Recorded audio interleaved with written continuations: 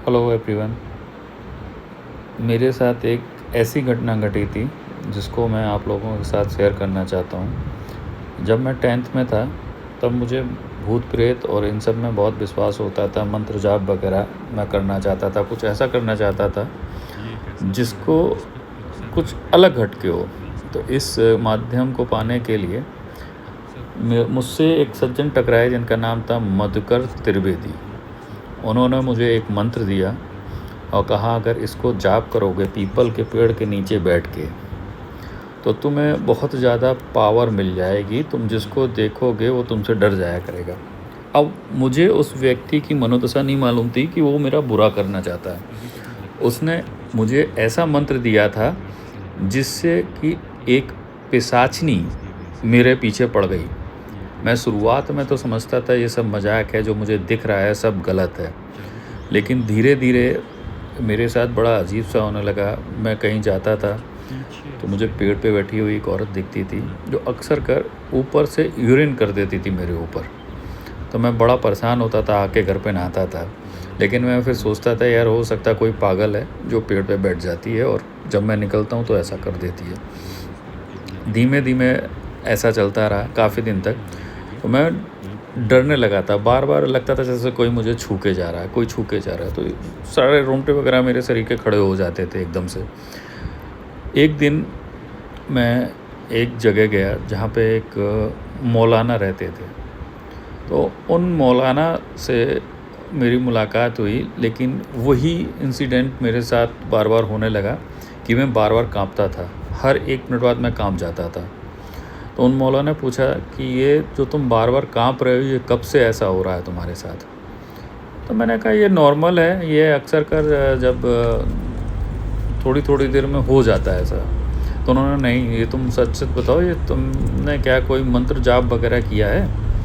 तो मैंने बताया हाँ मैं एक मंत्र जाप कर रहा था, उन्होंने मुझे दिया था मधुकर जी ने, और उस मंत्र जाप करने से मुझे बहुत ज़्यादा ताकत मिलने वाली थी। लेकिन फिर बीच में मैंने छोड़ दिया जाप।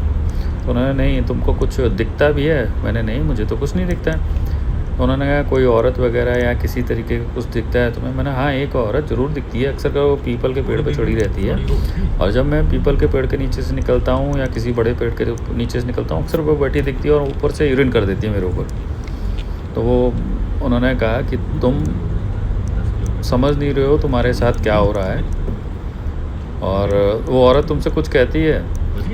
कह रहे मैंने बोला हाँ वो कभी कभी मुझे बुलाती है अपने पास। तो कह रहे नहीं जाना नहीं है तुम्हें उसके पास, और आज से तुम्हें प्रतिदिन मेरे पास रात को आना है और मैं तुम्हें कुछ ताबीज़ वगैरह बना के दूंगा, प्रतिदिन तुम्हारे ऊपर से उतारूंगा। उनको तुमको एक ले जाके नदी में डालना है और एक ले जाके कब्र में डालना है। 45 दिन तक लगातार तुमको मेरे पास आना है। 45 में दिन के बाद मैं तुम्हें बताऊंगा कि तुम्हें और क्या करना है। उसी के दौरान उन्होंने मेरी कमर में एक ताबीज़ बांधा, एक मुझे गले में पहनाया। उसके बाद जब मैं उस जगह से निकलता था तो वो औरत देख के बहुत तेज गुस्सा आती थी, ये तुम क्या पहन के आ गए हो? तो मैं नॉर्मली थोड़ा समझने लगा था और डरने भी लगा था। तो एक दिन अचानक वो ऊपर से चिल्लाई कि मैं तुम्हें लेके तो ज़रूर जाऊंगी चाहे कुछ हो जाए, मैं तुम्हें छोड़ूंगी नहीं मौलाना, चाहे जितनी कोशिश कर ले मैं तुम्हें छोड़ूंगी नहीं, मैं तुम्हें लेके जाऊंगी। धीमे धीमे दिन कटते गए और हालात थोड़े थोड़े मुझे सही होते दिखने लगे। अचानक एक दिन मौलाना साहब मुझसे बोले कि मनीष आज से 15 दिन तक तुम यहाँ पे आने के बाद दिन में नहीं निकलोगे घर से बाहर। 15वें दिन के बाद जब तुम घर से बाहर निकलोगे तो वो मेरे कहने के अनुसार निकलोगे, उससे पहले नहीं निकलोगे। लेकिन यंग एज थी, अब खेलना कूदना तो लगा रहता है लगातार।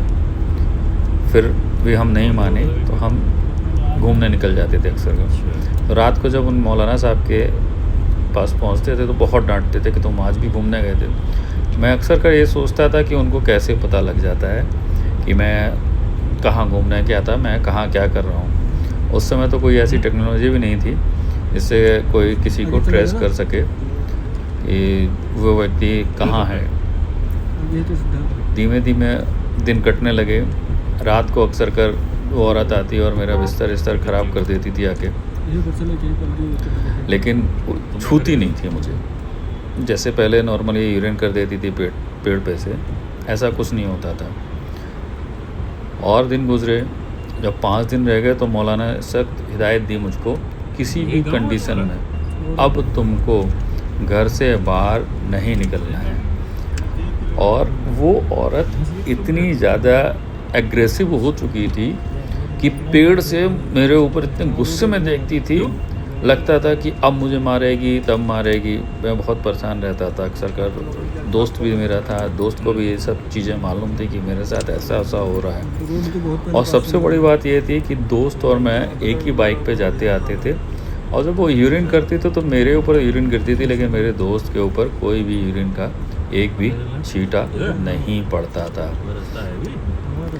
जब 45वां दिन पूरा हुआ तो मौलाना साहब बोले कि अब मनीष, आज से 3 दिन और तुम बिल्कुल मेरे पास आओगे, लेकिन कहीं जाओगे नहीं।